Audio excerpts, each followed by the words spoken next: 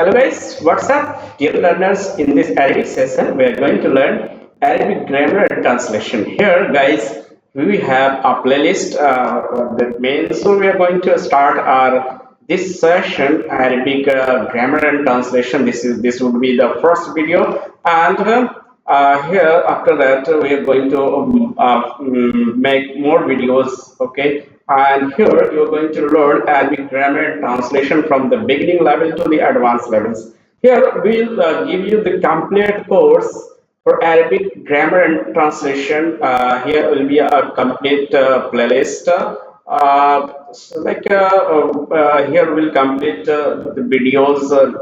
Here approximately 50 to 60 videos will be uploaded. Okay, in this session, in this course. Okay, so please guys, if you are really very interested in learning Arabic grammar and translation, please subscribe our YouTube channel Interactive Language Classes, and don't forget to share, like, comment. Okay, without any delay, we're going to start this video. Please have, guys, if you're really very beginner, so here in this session grammar and translation classes Arabic noun. Firstly, we're going to start the class the help of Arabic noun. So guys, in Arabic language there are two types of noun. First one, what? Common noun, nakira. Common noun is called nakira, and second one is proper noun. Proper noun is called marifa. Okay, so here we came to know common noun is called nakira and proper noun is called marifa. Okay, here after that we are going to tell you sign of common noun. Sound of common noun. First one, tanwin. Tanwin, what does it mean? Tanwin means double. Double what? Double pesh, double zabar and zay. Okay, if you're foreigners, okay, that's called zamma, fatha and kasra. Zamma, fatha and kasra. Okay, like that. Second one, the second sign here, animal names and things names will be common. And here when going to translate, it will be translated by an. Like kitab. Look at this example here at the last letter ba. Here ba above there are two pesh or two zamma. Okay, two pesh or two zamma. This is the first sign of being common noun. And the second sign is what? Here it's a name of thing. Okay, it's a thing. Kitabun, a book, translated by a book. Sayyaratun, a car. Okay. Baitun, a house or a home. Okay. Here, qalamun, a pen, as well common noun. Filun, common noun, and elephant. Maktabun, an office. Okay. Gorfatun, why I am here writing A-E-I-O-U. Okay, these are vowel, and before vowel and will be put. That's I'm telling. Gorfatun, a room. Jabbalun, a mobile. Here as well, guys, we are learning grammar as well as we are learning translation. Not only grammar, we are learning translation as well. Okay. So first class common noun and proper noun, and about common noun we are learning that common noun, the first sign of common noun is what? Tanwin, and the second one is what? It will be the names of things and animals. Okay, this we are learning here. The first one, kalamun, is a name, it's an object, and filun, it's an animal. Okay, so there are two things, there are two points. One point is what?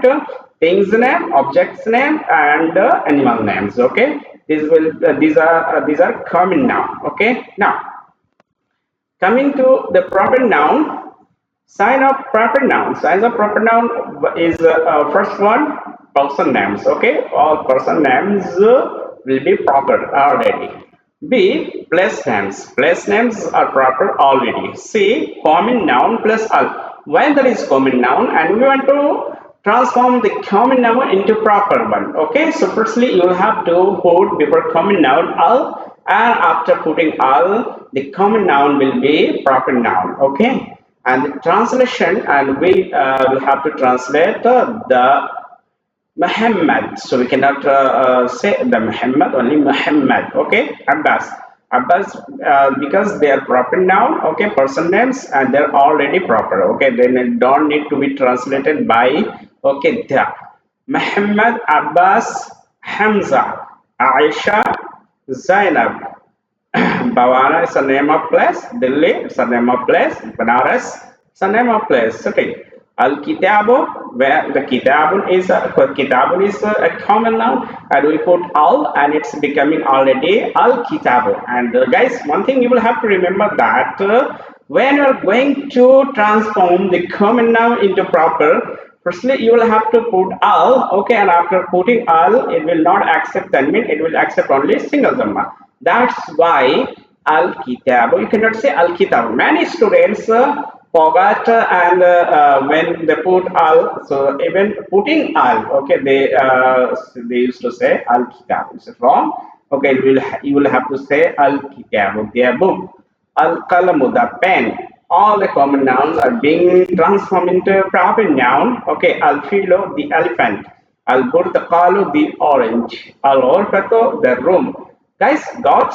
Now, here we have learned a common noun and proper noun and their related translation. After that, you will have to know that all proper nouns and their signs are going to be a subject in a sentence, and the common noun, the signs of common noun are going to be predicate in your sentence. And subject plus predicates. There are two types of sentences in Arabic language, as there are two types of noun in Arabic language. First one common noun and second one proper noun. Here, what we have to learn, there are two types of nouns in Arabic language. First one noun sentence, and second one verbal sentence. Firstly, we are going to learn about noun sentence. It's called Jumlatun Ismiyat. Jumla means sentence. Noun Ismiyat. Here, subject and predicate. Subject is a noun or pronoun about whom we talk. Okay, so it's a definition only. Subject is called in Arabic mubtada, and predicate what? Predicate is an information which is given about a subject, and predicate is called khabar. Okay. So guys, here that much in this video. For in the second video, we're going to learn more about subject and predicate and noun sentence. We will start. Okay. So in this video, that much, guys. Please don't forget again to like the video and please share, and don't forget to subscribe our channel Interactive Language Classes. Please do that. Thank you for having me, and please be continue, and please wait for second video. I'll share in your playlist Arabic translation and grammar. Thank you.